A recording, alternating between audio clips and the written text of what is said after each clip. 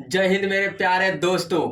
आइए, जिस प्रकार बाबर को नस्ते नाबूद किए थे उसी प्रकार हुमायूं को भी नस्ते नाबूद करते हैं। हुमायूं का शासनकाल था 1530 से 1556 तक चला था। हुमायूं के पिता का नाम बाबर, हुमायूं के माता का नाम महान बेगम था। हुमायूं का जन्म जो हुआ था 6 मार्च 1508 ईस्वी में काबुल में हुआ था। बाबर के टोटल 4 पुत्र थे, हुमायूं, कामरान, अस्करनी, हिंदाल।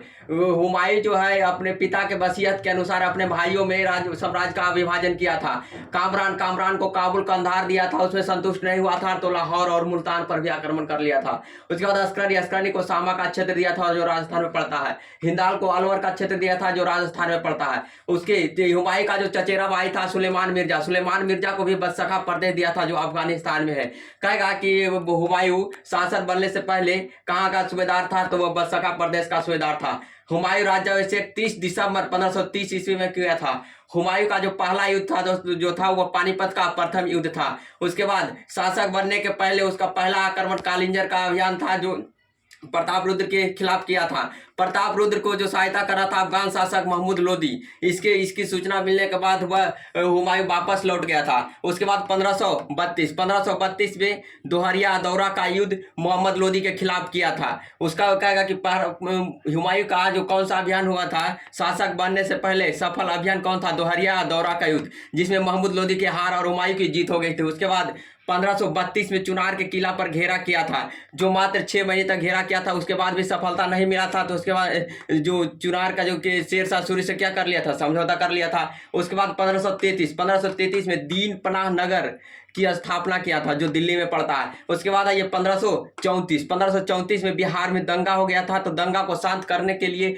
हुमायूं ने महमूद जवान मिर्जा और महमूद सुल्तान को भेजा था जो कि बिहार की दंगा को दबाने में सफल प्राप्त किया था। उसके बाद ये 1535 में गुजरात का जो शासक था बहादुर शाह ने चित्तौड़ पर आक्रमण कर लिया। चित्तौड़ का जो राजा था विक्रमाजित था जो अल्पवयस्क था, जो कर्णावती के संरक्षण में बना था। कर्णावती ने बहादुर शाह से निपटने के लिए वह राखी भेजकर हुमायूं को संदेश भेजा था और मदद मांगा था, जो हुमायूं थी मदद नहीं किया था। यह हुमायूं को सबसे बड़ा भूल माना जाता है। बहादुर शाह ने विक्रमाजित को हरा दिया था और चित्तौड़ पर आक्रमण कर जीत लिया था। उसके बाद चित्तौड़ पर जीत कर वह मध्य प्रदेश के मांडू नामक स्थान पर बहादुर शाह और हुमायूं के बीच युद्ध हुआ, जिसमें बहादुर शाह की हार हो गई थी और वह गुजरात पर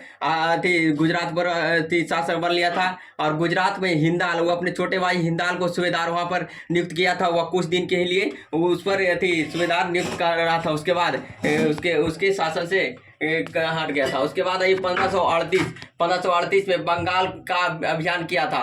बंगाल का अभियान 1538 में शेरशाह सूरी ने बंगाल को जीत लिया था। उसके बाद हुमायूं गया तो वहाँ कुछ नहीं बचा था, इसीलिए बंगाल का नाम जनतावाद कर दिया था। उसके बाद जून 1539 में चौसा का युद्ध हुआ था जो बक्सर का युद्ध जो हुआ था वह शेरशाह सूरी और हुमायूं के बीच हुआ था। शेरशाह की जीत हुई थी और हुमायूं की हार हो गई थी। वह नदी में डूब रहा था, इसकी सहायता शिहाबुद्दीन ने की, निजाम खान किया था, इसीलिए शिहाबुद्दीन निजाम खान को एक दिन का राजा बनाया था। वह चमड़े का सिक्का जारी कर दिया था। उसके बाद ये मई 1540 में कन्नौज और बेलगाम का युद्ध, कन्नौज और बेलगाम का युद्ध हुमायूं और शेरशाह के बीच हुआ था, जिसमें शेरशाह की जीत हुई थी और हुमायूं की हार हो गई थी। कन्नौज और बेलगाम का युद्ध हुआ था जो थी हुमायूं को भारत छोड़ने पर मजबूर कर दिया था।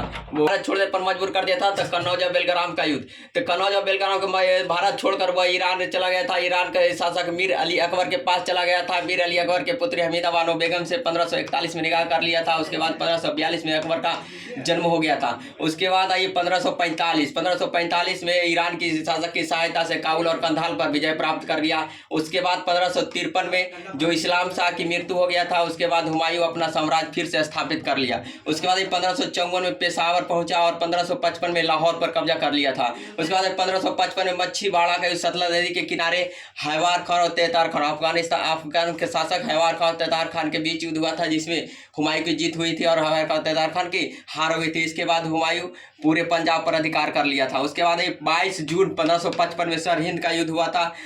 सूर वंश का अंतिम शासक सिकंदर सूर और हुमायूं के बीच हुआ था, जिसमें सिकंदर सूर की हार और हुमायूं की जीत हो गई थी। उसके बाद कहेगा कि अपना दोबारा राज्याभिषेक कब कराया था, तो 22 जून 1555 में वह फिर से दोबारा राज्याभिषेक कराया। उसके बाद जनवरी 1556 में दीन पनाह नामक पुस्तकालय के सीढ़ियों से गिरकर हुमायूं की मृत्यु हो गई थी। लेन पुले के लेनपुल ने कहा था कि हुमायूं जीवन भर लड़खड़ाता रहा और लड़खड़ाते हुए मर गया। उसके बाद हुमायूं का मकबरा जो है दिल्ली में है। हुमायूं के मकबरा का निर्माण हमीदा बानो बेगम किया था। वो ईरानी संस्कृति से प्रभावित था। कहेगा हुमायूं के मकबरा का वास्तुकार तो था मिर्जा व्यास बेग था। और उसके बाद कहेगा किस मकबरा को मुगल का कब्रिस्तान कहा जाता था? हुमायूं के मकबरा को। हुमायूं की जीवनी हुमायूं नामा है, जिसकी रचना इसकी बहन हुमायूं की बहन गुलबदन बेगम ने की थी। हुमायूं जो है ज्योतिष में भी विश्वास रखता था, इसलिए वह सप्ताह के 7 दिन 7 रंग का कपड़ा पहनता था। वह रविवार को पीला कपड़ा, शनिवार को काला कपड़ा और सोमवार को सफ़ेद कपड़ा पहनता था।